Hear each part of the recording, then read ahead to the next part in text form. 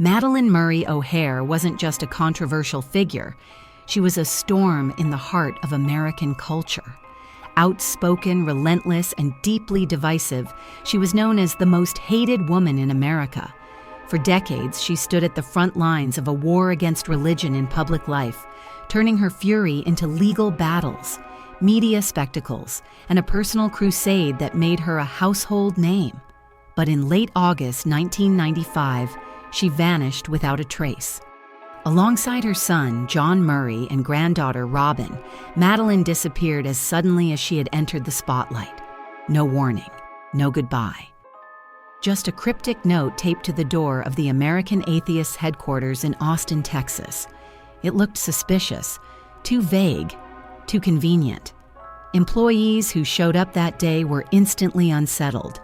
When some went to Madalyn's home to check in, they found a house frozen in chaos, dishes piled in the sink, personal items left behind. But the most chilling detail of all, her beloved dogs, 3 of them, were left without food or water. To those who knew her, that was the ultimate red flag. Madalyn adored those dogs more than most people.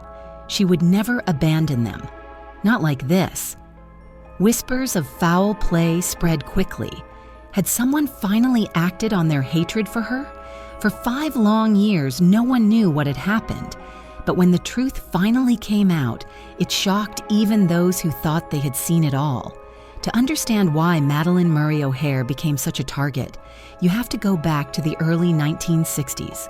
Living in Baltimore with her 2 sons, Bill and John, Madalyn reached her breaking point when Bill, then a high school freshman, was forced to recite the Lord's Prayer at school. Furious at the imposition of religion on public education, she encouraged him to document every religious practice he encountered. Weeks later, she filed a lawsuit. It was the beginning of a legal firestorm that would burn all the way to the U.S. Supreme Court. In 1963, the court ruled in her favor, banning mandatory Bible readings and prayer in public schools. To some, she was a champion of the First Amendment. To others, she was a demon in disguise. Hate mail poured in, death threats followed, but Madalyn didn't back down. If anything, she fed on the controversy. She appeared on talk shows, graced the pages of Playboy, and launched the nonprofit American Atheists, turning atheism into a movement and herself into its fiery prophet. The organization flourished. Donations rolled in. Madalyn ran it with an iron fist, and her son John became her right hand. But not everyone in the family was on board. Her older son, Bill Murray, grew disillusioned. He believed his mother had used him as a pawn in her war against religion. In a twist worthy of a Greek tragedy, Bill publicly renounced atheism in 1980, on Mother's Day no less, and converted to evangelical Christianity. He didn't just leave the movement, he turned against it. Bill became a Baptist minister and used his newfound faith to expose his mother's secrets.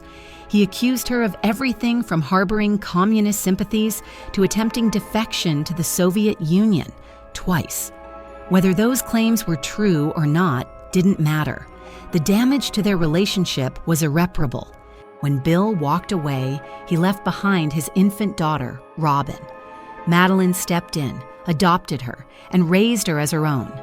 Robin became a central figure in the family and the organization, standing by Madalyn's side through everything until their mysterious vanishing in 1995.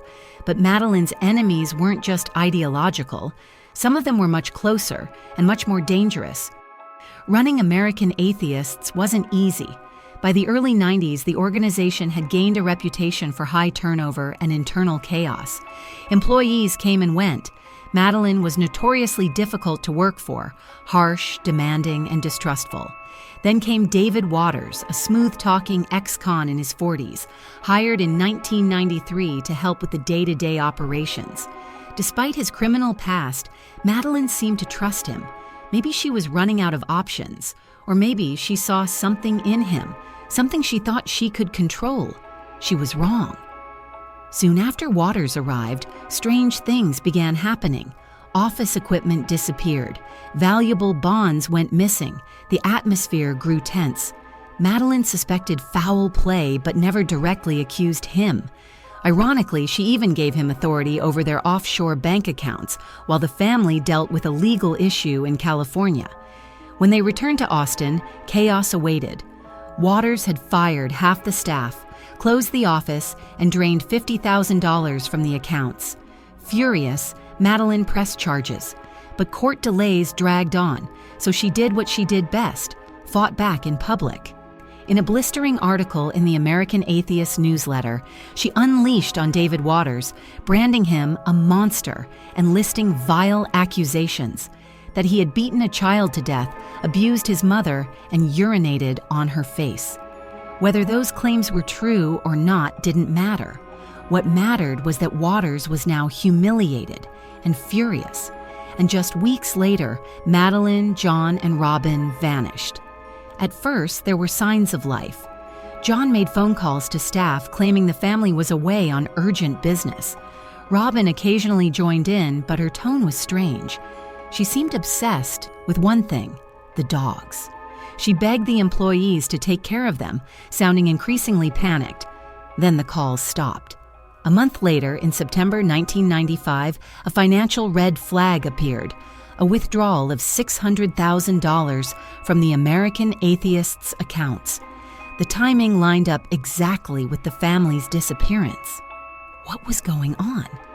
That same month, a jewelry store in San Antonio confirmed that John Murray had been there, collecting hundreds of thousands of dollars in gold coins.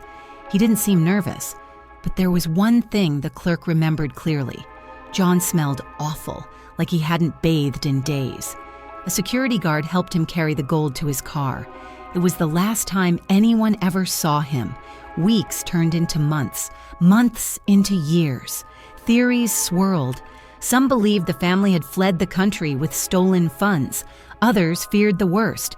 Then, in October 1995, a gruesome discovery. Near a riverbank in Dallas, a naked, headless, handless body was found among piles of garbage. There was no way to identify it. Investigators matched it against hundreds of missing persons, but no match. Until 1998, when reporter John MacCormack, still investigating the O'Hair case, got an anonymous tip. A man named Danny Fry, a former convict from Florida, had also gone missing in 1995, around the same time as the O'Hairs. He had traveled to Texas to meet up with an old prison buddy, David Waters. MacCormack urged Fry's family to submit a DNA sample. It was a match. The mutilated body in Dallas wasn't Madalyn, it was Danny Fry. And suddenly, the story broke wide open. The revelation that the mutilated body belonged to Danny Fry lit a fire under investigators. Now they had a timeline, a connection, and a very real sense that something horrific had happened. Fry had traveled to Texas to meet up with David Waters and another ex-con named Gary Karr, a man with a chilling rap sheet that included rape and kidnapping.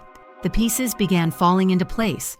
Waters, Karr, and Fry had apparently devised a plan to kidnap the O'Hair family and steal the organization's money. They held Madalyn, John, and Robin captive in motels around Austin, forcing John to make calls to maintain appearances and withdraw funds. Robin's anxious calls about the dogs, desperate cries for help masked in code. By late September 1995, the kidnappers had what they wanted, $600,000 in gold coins.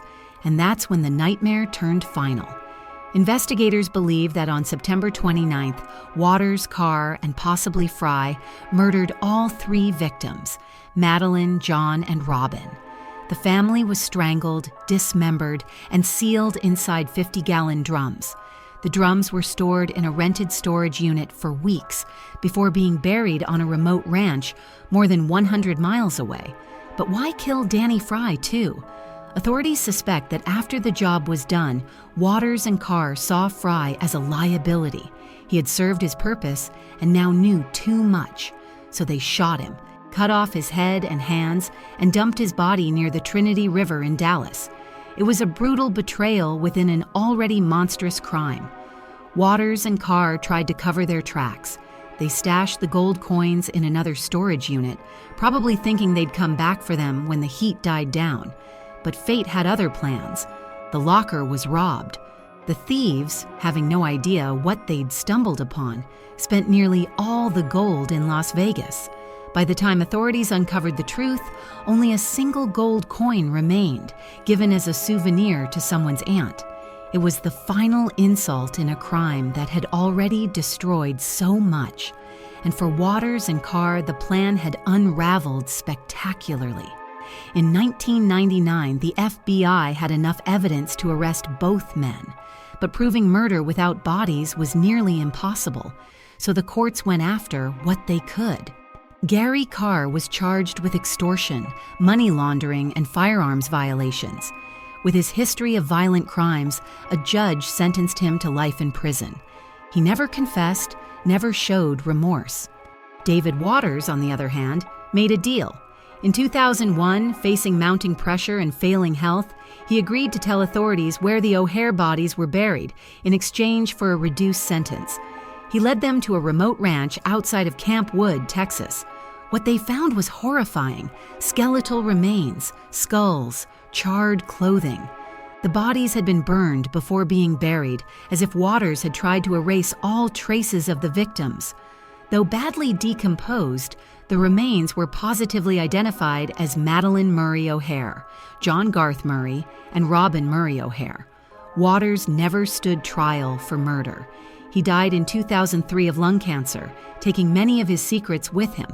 In death, Madalyn Murray O'Hair became what she always was in life: controversial, polarizing, unforgettable. Her older son, Bill, who had once publicly denounced her and embraced Christianity, was given custody of the remains. Despite their deeply fractured relationship, he honored her final wishes. There was no prayer, no religious rites. Madalyn had once famously said, "I want my carcass flung into the ocean so the fish can eat it. No goddamn preachers praying over me." She didn't get the ocean, but she also didn't get a preacher. She got silence. The story of Madalyn Murray O'Hair is a chilling mix of activism, fame, betrayal, and murder. She shook the foundations of American society with a single lawsuit, fighting for separation of church and state with a ferocity unmatched in her time. But behind the courtroom victories and TV appearances was a woman surrounded by enemies, even within her own family. She built an empire on atheism, yet trusted the wrong people. And in the end, it cost her everything. Even now, decades later, her legacy remains complicated. Some remember her as a defender of freedom, others as a bitter provocateur who reaped what she sowed. But no one can deny this. Her disappearance and murder were as dramatic and disturbing as her life. What part of her story shocked you the most? Should the courts have pushed harder for murder charges, even before the bodies were found? Let's talk about it in the comments. If you enjoyed this story, don't forget to like, subscribe, and share. We've got new true crime stories every week, and you won't want to miss what's coming next. Until next time, stay curious, stay safe,